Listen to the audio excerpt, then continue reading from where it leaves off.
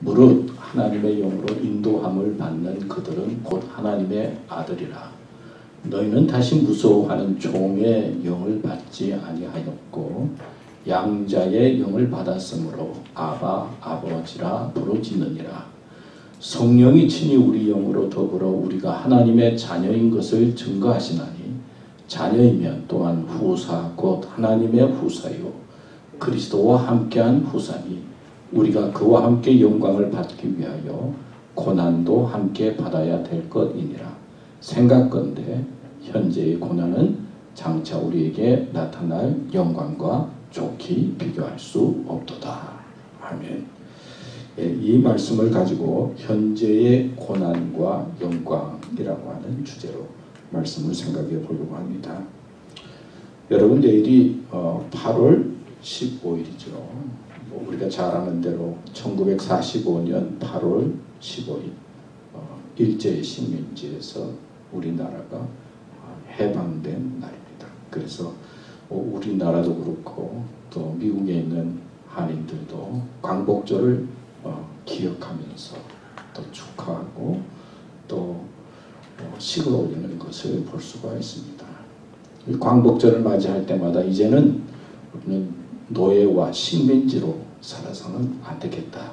자유민으로 살아야 되고 나라를 굳건히 해서 어떤 침략도 또 어떤 어려움도 당하지 않고 앞으로 향해 나아가는 그런 해방의 어떤 마음과 그리고 소망을 가지고 광복절을 맞이하게 되는 것이 사실입니다. 독립운동도 하고 기독교인들이 중심이 돼서 또 열심히 일제한 거 하고 또 유관순 누나도 생각나고 생각나는데 우리가 열심히 독립운동을 했지만은 우리나라가 해방된 것은 우리의 힘으로 된 것은 아니죠.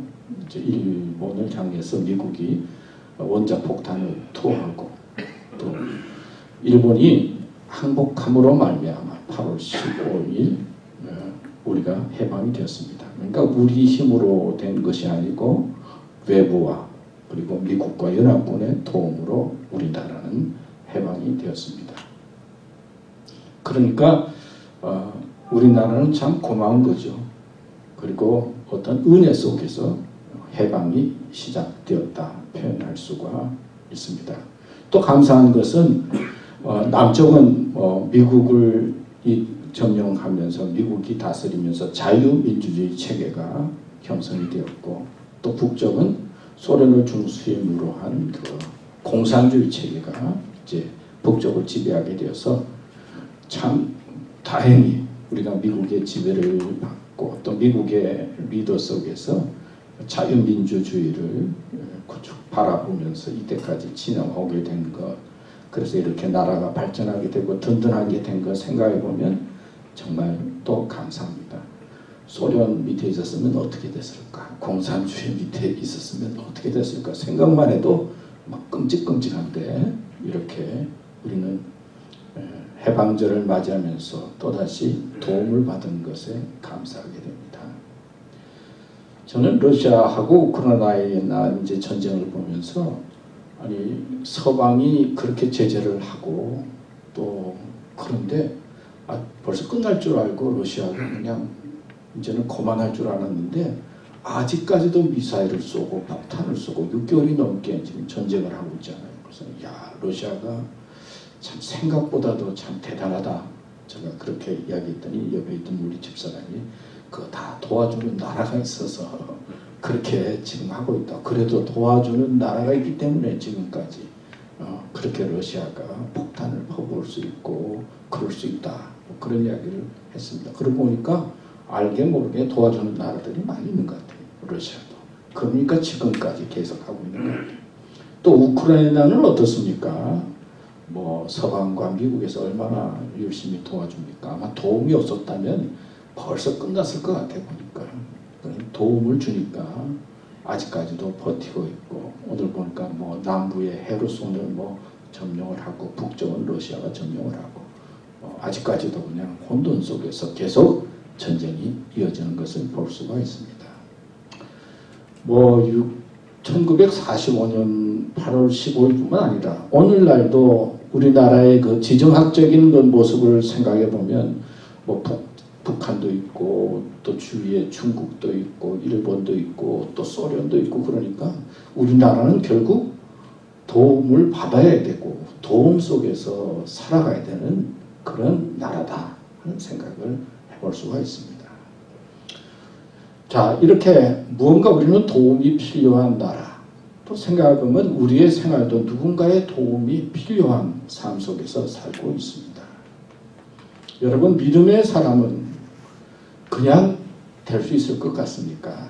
오늘 본문 말씀에서 강조하고 있는 것은 믿음의 사람은 성령 하나님의 영의 도움이 필요하다는 겁니다. 하나님의 영의 인도가 있어야 된다는 거예요. 제가 신문 보도를 보니까 이제 8.15, 내일 8.15인데 뭐 민노총인가요? 난 잘 모르는데 그래서 이제 한 6천 경찰 초선으로 6천 명이 이제 데모를 했더라고요. 그래서 조선일보 앞에 딱 보니까 큰 일면에 이제 사진을 찍어놨는데 뭐라고 했는 거냐면은 미국 동맹 뭐 파기, 그러니까 미국과 동맹을 파기하자 그런 거예요. 미국하고는 동맹을 파기하고 북한에서 보낸 무슨 노동 서신을 읽고 그렇게 막 선언하고 그런 내용이 일면에 얼핏 나오더라고요. 아니 지금이 어느 때인데 미국하고 동맹을 파기하고 그리고 북한에서 보낸 뭐 그런 노동 뭐 선언서를 가지고 그냥 우리는 미국하고 이래야 된다. 그리고 뭐 북한하고 이래야 된다. 저 그거 보면서 좀 놀랐어요.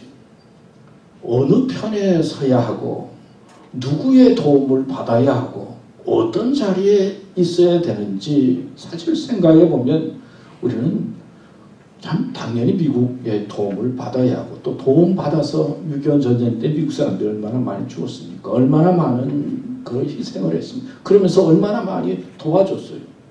아니, 당연히 미국의 도움을 받고 미국과 함께 해야 되는데 한쪽에서는 미국하고 동맹을 파기해야 된다. 아니 북한하고 가까이 지내야 된다. 막 그런 것들이 지금 막 신문에 난 것을 보면서 제가 안타까운 마음으로 사실은 교회에 올 수 있었어요. 사실 누구의 편에 섰느냐 이게 참 중요하잖아요. 근데 믿음의 사람은 하나님의 영의 편에 서야지요. 성령의 편에 서야지요. 근데 믿음이 있는데 믿음이 있다고 하면서 악령의 편에 쓴다든지 잘못된 편에 서게 되면 어떻게 됩니까? 안 되는 거죠. 그 영이 망하는 거예요. 그리고 그 삶이 하나님의 심판 가운데 거하는 거예요. 우리는 알아야 돼요. 하나님의 영, 성령의 도움이 필요하다는 것을 꼭 알고 하나님의 성령의 인도함을 받는 믿음의 길을 가도록 하나님의 편에 서는 사람이 되어야 합니다. 성령의 역할이 뭡니까? 하나님을 믿게 하고 회개하게 하고 또 성령이 충만하게 되면 하나님께서 주시는 어떤 능력으로 고난과 어려움을 이기면서 가는 것이 성령의 역사잖아요. 예배도 그냥 인간들만 모여서 예배가 드리는 것이 아니라 성령이 함께하는 예배, 하나님이 인도하는 예배가 되어야 그 예배가 살아있는 예배고 하나님께 영광이 되는 것입니다. 오늘 말씀에 보면은요, 말씀에 보면 무릇 하나님의 영으로 인도함을 받는 그들은 곧 하나님의 아들이라 그랬어요. 우리가 하나님의 영으로 인도함을 받으면 뭐가 된다고요? 하나님의 아들이 된다는 거예요. 아들이 된다는 게 뭡니까? 부모와 자녀와의 관계가 형성이 되는 거예요. 요한복음 1장 12절에 보면 영접하는 자, 영접을 누가 하게 하느냐? 성령께서 한다는 거예요. 곧 그 이름을 믿는 자들에게는 이름을 믿게 하는 게 누구냐? 성령께서 하신다는 거예요. 하나님의 자녀가 되는 권세를 주셨다. 그러니까 하나님과 우리와의 관계는 하나님은 아버지요, 우리는 자녀가 돼요. 그래서 양자라고 하는 말이 나왔죠. 양자의 영을 받았다. 그러니까 하나님을 아버지라 부르고 우리는 자녀가 되는 그런 성령의 역사가 있다는 거예요. 부모와 자녀의 관계는 사랑의 관계잖아요. 은혜의 관계잖아요. 근데 구약 성경에 가면요, 구약에서는 하나님과 인간과의 관계는 왕과 신하와의 관계와 같아요. 그러니까 구약 성경에는 하나님을 아버지라고 부른 적이 없어요. 예수님께서 하나님을 아버지라고 부르고 아버지라고 신약에 넘어와서 불렀지, 구약에는 하나님을 아버지라고 부를 수도 없어요. 너무나 거룩하고 너무나 무서운 분이에요. 왕과 같은 분이에요. 여기 말씀해 보면요, 하나님의 아들이라 너희는 다시 무서워하는 종의 영을 받지 아니하였고, 여기 무서워한다는 것은 디모데후서 1장 7절에 말씀해 보면 하나님이 우리에게 주시는 것은 두려워하는 마음이 아니요 그랬어요. 두려움과 같은 의미예요. 그러니까 두렵다는 거예요. 여러분, 왕 앞에 신하가 갑니다. 그럼 왕 앞에 그냥 언제나 어쩔 줄 모르잖아요. 응? 그래서 뭐 조금이라도 그러면 뭐 자주 이야기하지만 죽여주시옵소서 뭐 그런 말 많이 하잖아요. 너무나 두려운 거예요. 구약의 율법 아래에 있는 하나님과 인간과의 관계는 하나님이 너무나 두려워요. 그래서 이스라엘 사람들은 구약에 보면 하나님 야훼라고 하는 말씀만 나오면은 가서 읽지도 못하고 가서 다 뭐 목욕도 하고 그러고 또 다시 보고, 하나님이라고 하는 야훼라고 여호와라고 하는 이 이름 앞에는 너무나 무섭고 두려운 존재였어요. 율법이라고 하는 게 사실은 참 두렵거든요. 죄를 안 짓고 사는 사람이 없고, 그리고 바로 산다고 하지만 자신도 모르게 죄 가운데 빠지게 되는 것이 인간의 모습이에요. 그런데 우리가 성령의 인도함을 받으면, 예수님이 믿어지면 우리는 두려운 관계가 아니라 사랑의 관계로 된다는 거예요. 하나님이 우리에게 주신 것은 두려워하는 마음이 아니요 오직 능력, 하나님의 능력과 하나님의 사랑과 그리고 근신하는 마음이니, 디모데후서 1장 7절에 그렇게 말씀하고 있습니다. 그러니까 성령의 역사는 이렇게 우리를 하나님과 우리와의 관계를 사랑의 관계로 만들고 부모와 자녀의 관계로 만들고, 그래서 우리의 삶을 은혜스럽게 만들어 가는 거예요. 여러분, 갈라디아서 5장 18절 말씀해 보면 너희가 만일 성령의 인도하시는 바가 되면 율법 아래 있지 아니하리라. 은혜 아래 있다는 거예요. 율법은 따지는 거잖아요. 옳다 그르다 따지는 거잖아요. 법 아래 있는 것이 아니라 우리는 은혜 아래 있다는 거예요. 성령의 역사는 그렇다는 거예요. 그때 예수께서 성령에 이끌려 마귀에게 시험을 받으러 광야로 가서 성령은 우리를 이끌어서 하나님의 일을 하게 하고 하나님의 사람으로 살아가도록 하는 역사가 있다는 거예요. 요한복음 14장 26절 말씀에 보면 보혜사 곧 아버지께서 내 이름으로 보내실 성령, 그가 너에게 모든 것을 가르치시고 내가 너에게 말한 모든 것을 생각나게 하시리라. 성령은 생각나게 한다는 거예요. 바른 것을 생각나게 한다는 거예요. 그래서 생각을 다스리게 되면 마음을 다스리게 되고, 그래서 용기 있고 힘 있는 바르게 살아갈 수 있는 인생으로 성령이 우리를 이끈다 가르쳐주고 있습니다. 그러니까 우리는 성령의 이끌림을 받아야 돼요. 성령의 도움이 필요하다는 것을 알아야 돼요. 우리는 신앙생활하면서 성령 충만하십시오, 성령 충만함을 받으라, 그런 말씀을 많이 드려요. 이 말씀 외면에는요, 뒤편에는 우리가 하나님의 은혜를 구하지 않으면 성령의 역사가 약해진다는 거예요. 성령의 영이 약해진다는 거예요. 우리가 교회를 다니고 신앙생활 하지만은 하나님의 영에 이끌리지 아니하면 어떻게 됩니까? 뭐 세상 사람과 똑같이 욕심 속에 살고 뭐 돈 쫓고 그리고 뭐 이것 쫓고 저것 쫓고 교만 속에 살고 세상 쫓아서 죄를 짓고 살게 되면 성령의 영이 약해진다는 거예요. 충만해지지 않고. 성령은 있지만은 교회를 다니고 신앙생활을 한다고 하지만은 어떠냐? 성령의 힘이 우리를 지배하지 않으면 겉은 신앙생활을 한다고 하지만 세상 사람과 똑같다는 거예요. 죄를 지어서도 양심의 가치를 느끼지 못해요. 언제나 마음이 불안해요. 사람이 미워져요. 불안과 염려가 생겨요. 걱정이 생겨요. 어떻게 해야 될지 몰라요. 뭐 세상 사람과 똑같다는 거예요. 교회는 다니고 신앙생활을 하지만은 성령의 영이 우리의 마음을 지배하지 아니하고 약해지면 뭐 세상 사람과 다를 바 없이 살게 된다는 거예요. 한국에 가나안 교인이라고 하는 말이 있어요. 가나안 교인. 가나안 교인이 뭔지 아세요? 가나안 교인. 네? 한국. 가나안을 거꾸로 하면 어떻게 돼요? 안 나가 교인. 아니 예수님을 믿고 신앙생활을 하는데 교인은 안 나가는 거예요. 그 퍼센테이지가 어떻게 되느냐? 한 20% 된다. 200만 정도 되는 사람이 신앙생활을 하고 예수님을 믿는다 그러고는 교회는 안 나가는 거예요. 그래서 그런 교회를 향해서 가나안 교인이라고 그래요. 표현을 그렇게 하더라고요. 그러니까 그게 안 나가. 아, 교회는 예수님을 믿고 신앙생활을 하는데 뭔가 교회에 대한 이야기도 많이 들리고 목회자에 대한 이야기도 많이 들리고 부정적인 것들이 많이 들리니까 나는 안 나가야 되겠다. 그리고 그냥 교회 안 다니는 거예요. 영이 약해지면 세상의 이끌림을 받게 되면요 그렇게 되는 거예요. 그런 교인이 팬데믹 이후에 너무나 많아져서 교회가 어렵고 힘들다. 알지 않습니까? 자동차에 기름이 계속 충전되어야 하는 것처럼 우리가 예배를 드리면서 기도하면서 성령의 충전함을 받아서 성령이 충만하게 될 때 예수 믿는 것이 즐겁고 그리고 감사하고 어려운 새겨도 이길 수 있는 힘이 생기고 그리고 하나님을 향한 사랑이 넘치게 되고 그렇잖아요. 성령의 열매는 첫째 뭐예요? 사랑과 그랬습니다. 사랑이 넘치는 거예요. 미움이 아니라 자꾸 미워하는 마음이 생기는 게 아니라 성령의 역사는 사랑의 마음이 생겨요. 성령의 열매는 사랑과 희락과 두 번째는 뭐예요? 희락이 뭐예요? 아주 기쁜 거예요. 감사한 거예요. 성령의 은혜가 받으면 성령의 열매는 사랑과 희락과 오래 참는 것, 자비와 양성과 충성과 온유와 절제. 하나님의 영이 함께하면 마음도 다스리고 절제할 수 있는데 막 조금만 그래도 막 화가 나요.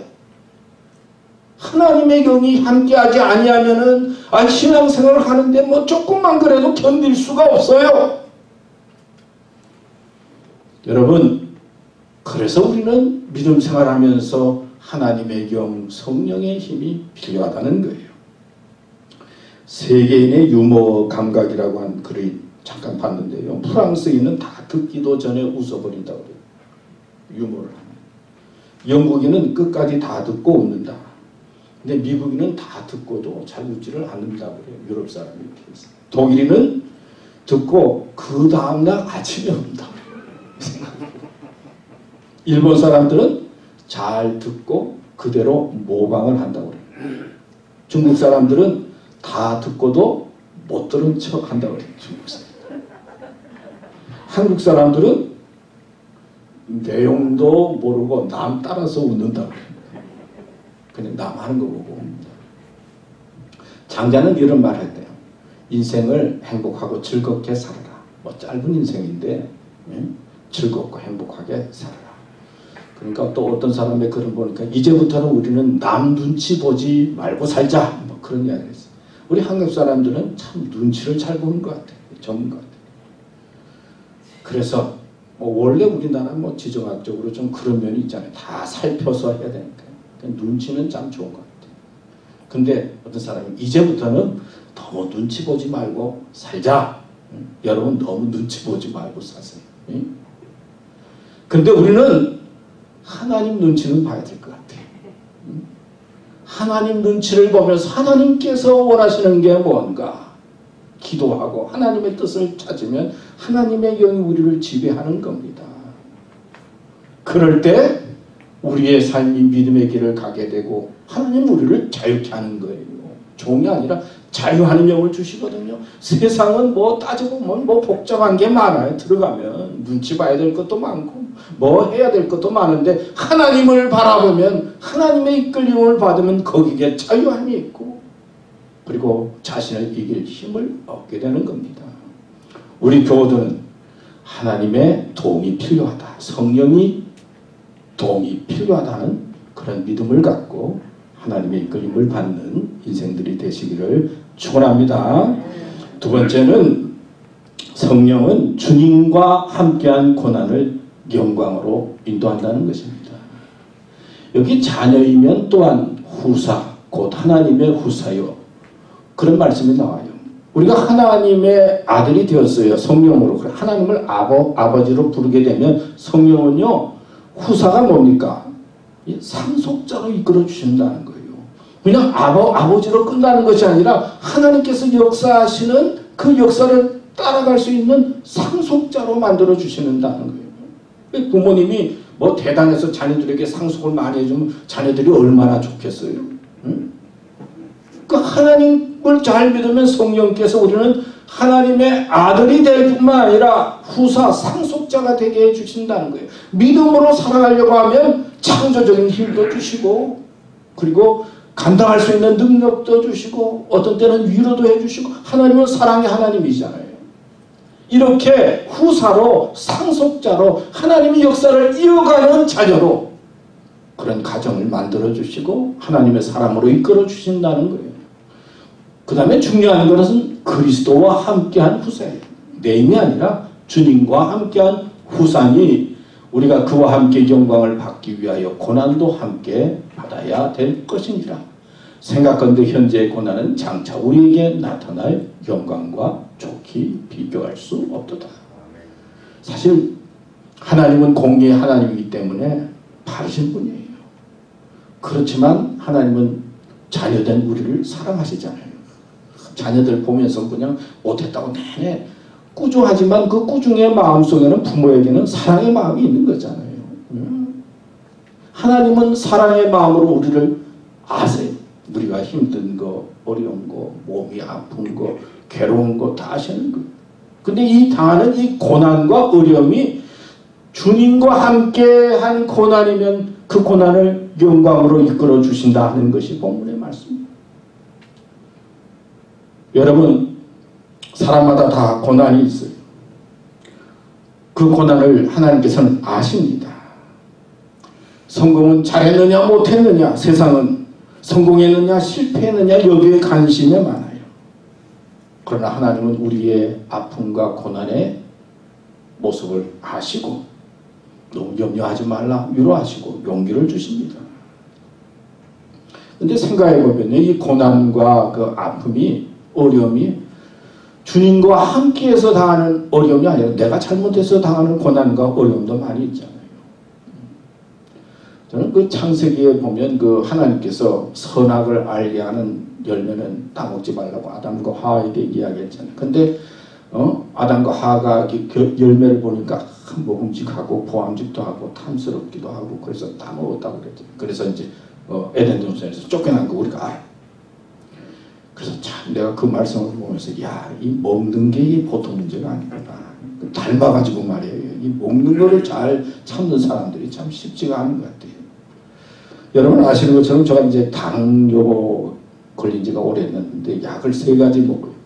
아침에 당뇨약 하나, 뒤에 잘 때 이제 당뇨약 2약을 먹는데 그 먹은 지도 참 오래됐어요.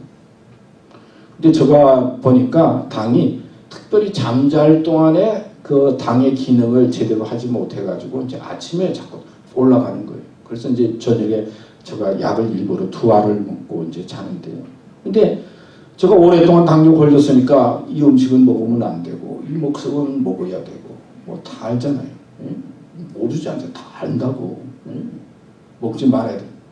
그런데 먹지 말아야 될 것이 왜 이렇게 먹고 싶은지 모르겠어요.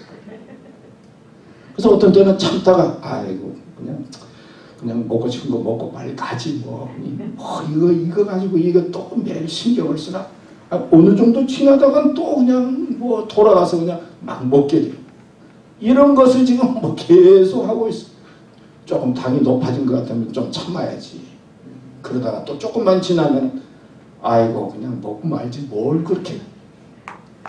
그래서 이 먹는 게 참 쉬운 일이 아니구나. 여러분 내가 참지 못하고 내가 잘 다스리지 못해가지고 무슨 일이 생기고 그러면은 누구 책임이에요? 내가 주님과 함께 고난당했다 그럴 수가 없잖아요. 그렇잖아요. 내가 제대로 다스리지 못해서 그런 일이 생겼는데 주님과 함께 고난을 당하면 거기에는 영광이 있지만 내가 잘못해가지고 내가 다스리지 못해서 어렵다 그러면은 그냥 뭐 그렇죠 어떻게. 그 다음에 이제 아담과 하와가 하나님께서 허락해서 아들 둘을 낳지 않습니까? 가인과 아벨. 얼마나 이쁘겠어요. 얼마나 귀엽겠습니까? 가인과 아벨. 그런데 하나님 앞에 예배를 드리는데 아벨의 예배는 받고 가인의 제사는 안 받았잖아요. 이 사람의 마음속에 가만히 보니까 인정받는 거, 누구로부터 인정받는 마음이 참 큰 것 같아요. 그래서 누가 인정을 해주면 너무나 좋지만은 누가 무시하면 견딜 수가 없는 거예요. 자존심이 상하는 거예요. 사람 마음이 다 그런 것 같아요. 뭐 누구든지 인정해주고 알아주면 좋지만은 안 알아주고 인정 안 해주고 무시하고 말이 비교해 볼 때 저 사람이 뭐 나보다 잘한 것도 없는데 막 그러고 아니 나는 저 사람보다 뭐 그런 것 같은데 막 그러면 얼마나 속이 상해요. 사람의 이 관계가 그렇거든요. 그러니까 어떻게 됩니까? 그 시기와 그리고 미움의 마음이 생겨서 가인이 동생 아벨을 쳐 죽이는 내용이 성경에 나오잖아요. 그러니까 우리의 마음을 성령의 은혜 가운데 잘 다스리지 못하면은 아니 시기의 마음과 미움의 마음이 막 커지면은 가만히 있을 수가 없는 거예요. 그리고 내가 자존심 상한다 그러면은 이게 참을 수가 없는 게 인간의 마음이에요. 그래서 내가 무시당했다고 참을 수 없어서 행동을 하게 되면 그건 내가 잘못한 거잖아요. 거기에 무슨 영광이 있을 수가 있겠어요. 그래서 고난당한다고. 그건 아니거든요. 근데 우리가 잘 아는 그 야곱 있잖아요. 야곱. 형이 누구죠? 야곱의 형이 에서. 야곱은 또 요리하는 걸 좋아했던 것 같아요. 팥죽을 만들어가지고 그 요리를 해놓고 있으니까 또 형 에서는 뭘 좋아했어요? 사냥을 좋아했어요. 그 남자답게 나가서 막 사냥하다가 들어오니까 배가 출출하거든요. 야, 너 팥죽 좀 줘라. 너 팥죽 맛있게 끓였는데. 그러니까 야곱이 뭐라고 하면 장자의 명분을 나한테 주면 내가 팥죽 줄게. 응? 그래서 어떡합니까? 아 그래 뭐 장자라고 뭐 특별한 게 있어. 응? 너 가져라. 그리고는 어떡합니까? 팥죽 먹잖아요. 또 생각해보면 아버지 이삭이 에서가 좋았어요. 남자다우니까 막 좋으니까 야 에서야 내가 이제 축복 기도를 해줄 텐데 너 나중에 들어와서 축복 기도 받으라. 근데 그 어머니가 듣고 또 야곱이 알게 된 거예요. 사실은 축복 기도 받는다고 뭐 특별한 게 뭐 있겠어요. 인간적으로 생각해 보면 그냥 이삭의 집안이 부잣집이요. 그냥 집에 가만히 있으면은 그냥 살면은 부자요 사는 거예요. 부잣집으로 사는 거예요. 그런데 야곱은 어떡합니까? 하나님의 축복을 소중히 여긴 거예요. 그래서 어떻게 해서라도 어머니 아버지를 해가지고는 이삭 아버지에게 하나님의 축복을 받잖아요. 아니 축복받으면 더 잘 돼야 되는데 어떻게 도망가지 않습니까? 그러고는 평생 고생을 합니다. 그러나 중요한 것은 제가 생각할 때 야곱은 뭐예요? 하나님을 소중히 여겼다는 거예요. 세상의 것보다도. 에서가 야곱이 뭐 축복을 받고 도망간 다음에 이삭의 집이 부자니까 그 뒤에도 에서도 잘 살았어요. 부자였어요. 나중에 보면. 그러나 야곱은 하나님의 축복을 받고 난 다음에 집을 떠난 다음에 가는 곳마다 고생이 많았어요. 그러나 나중에 어떻게 됩니까? 고생은 많았지만 이스라엘 민족 12지파의 조상이 되고 하나님의 역사를 이어나가는 삶이 되었던 것을 우리는 압니다. 우리는 살다 보면 세상의 것이 너무나 소중하게 여겨져요. 그래서 세상을 쫓으려고 해요. 겉으로 볼 때는 그래요. 그러나 야곱은 세상의 것을 쫓아서 고생이 많았지만은 그러나 하나님의 것을 더 소중히 여기는 그런 믿음과 마음을 가지고 있었기 때문에 그가 받은 고난이 영광이 되고 축복이 되고 은혜가 되고 믿음의 조상이 되었던 것을 우리는 압니다. 여러분 8월 15일 해방절입니다. 우리는 다시는 종이 되어야 되지 않겠죠. 누군가의 도움을 받아야 되겠죠. 누구의 도움을 받아야 될까요? 우리 믿음의 삶. 그리고 어느 편에 서야 할까요? 우리는 하나님의 영, 성령의 도움을 필요하고 받아야 합니다. 절대로 악령의 도움을 받아서는 아니 돼요. 악령의 자리에 있어서는 아니 돼요. 그리고 또 도움을 주려고 하면은요, 도움 받을 만한 사람에게 주지 뭐 그냥 막 줍니까? 사실은. 그런 의미에서 우리의 믿음을 점검하고 신앙을 점검하면서 하나님 앞에 바로 서려고 하면서 성령의 인도를 구해야 돼요. 두렵던 제자, 방황하던 제자, 예수님이 십자가에 달려 돌아가지자 어떻게 할지 모르던 제자들이 성령의 충만함을 받은 다음에 그들은 놀라운 주님의 제자가 되었고, 그리고 세상을 변화시키는, 그리고 고난이 있었지만 하나님의 영광 가운데 거하는 제자들로 변화됐던 것을 우리는 압니다. 우리는 하나님을 위해서 고난받고, 그리고 주님을 위해서 섬기면서 봉사하면서 어렵고 힘든 길을 간다 하더라도 하나님께서 더 좋은 하늘의 영광, 하나님의 영광을 예배하고 있다는 것을 믿음으로 깨닫고 주님의 고난, 자기를 부인하고 주님의 뒤를 따르는 우리 교우들 되시기를 축원합니다. 하나님 아버지 감사합니다. 오늘도 저희들에게 말씀을 주셨습니다. 오늘 말씀 마음속에 잘 새기면서 육신의 생각 속에 거하는 삶이 아니라 하나님의 영의 이끌림을 받는 삶이 되어져서 주님과 함께 고난도 받고 영광도 받는 인생으로 저희들을 이끌어 주시고 축복하여 주시옵소서. 예수님의 이름으로 기도드렸습니다.